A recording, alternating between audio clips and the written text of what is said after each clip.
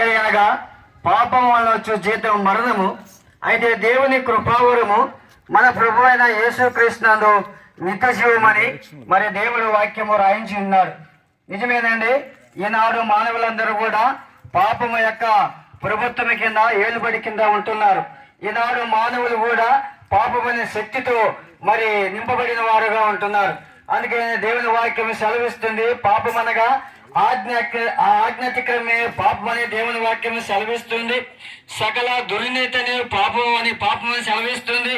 మేలైనది ఎరిగి కూడా చేయకపోవటమే పాపమని కూడా సెలవిస్తుంది.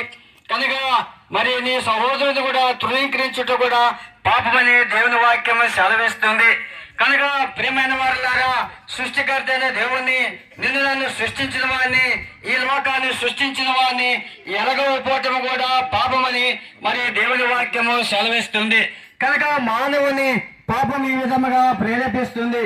పాపము మానవుని భ్రమపరిచేదిగా ఉంటుంది. కనుక పాపం మానవుని పట్టుకునేదిగా ఉంటుంది. పాపం మానవుని మరి ప్రలాప పెట్టి ఈడ్చుకుపోయేదిగా ఉంటుంది. పాపం మానవుని ప్రభుత్వం చేసేదిగా, ఏలుబడి చేసేదిగా ఉంటుంది. కనుక మానవుని పాపము మరి మరణానికి తీసుకెళ్లేదిగా ఉంటుంది.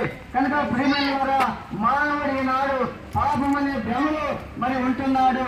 కనుక పాపమనే భ్రమ అనగా ఈ లోకములో మానవుడు చేస్తున్నటువంటి ప్రతి ఒక్క చెడు అలవాట్లని మరి వాక్యము సెలవిస్తుంది.